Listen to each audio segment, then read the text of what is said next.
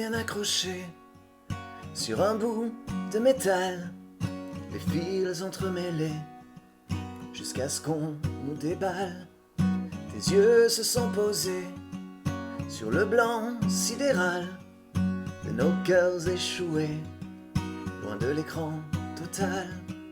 Tu n'avais pas besoin de nous, tu cherchais l'ombre sur ton cou, loin des chaleurs de l'été.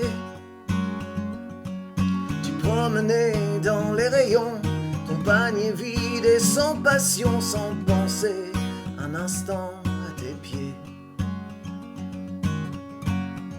On a pris le tapis qui roule et qui s'enfuit vers un caissier ravi de nous donner un prix.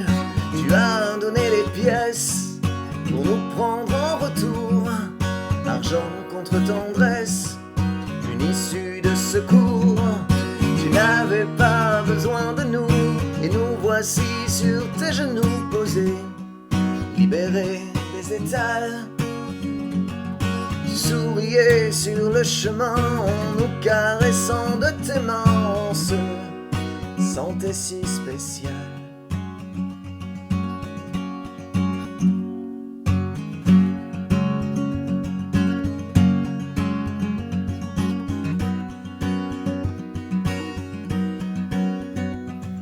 Des milliers de balades à marcher dans tes pas, de joyeuses nomades qui ne rechignaient pas à dévorer les routes sur de vieilles semelles, usées sans aucun doute, mais à jamais fidèles.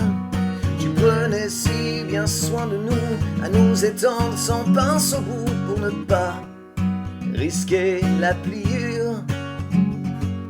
Tu nous séparais des couleurs pour épargner à nos blancheurs de se perdre au fur et à mesure.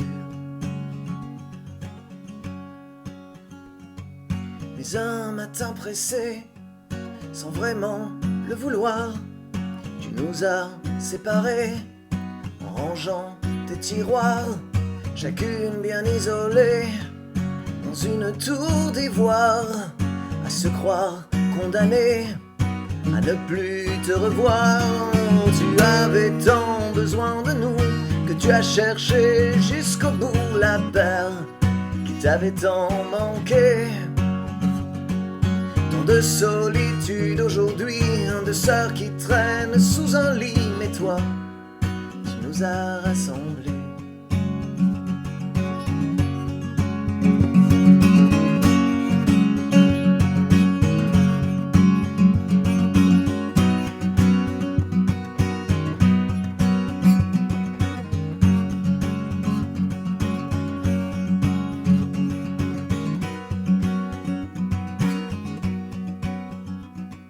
Tu avais tant besoin de nous que tu as cherché jusqu'au bout la paire qui t'avait tant manqué.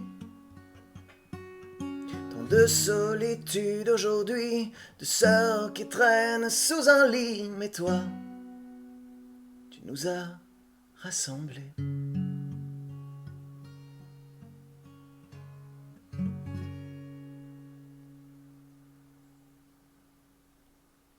C'était la chanson des chaussettes, d'après une idée originale de Deborah Garcia, qui m'avait mis au défi d'écrire un petit poème autour de chaussettes qui auraient été séparées.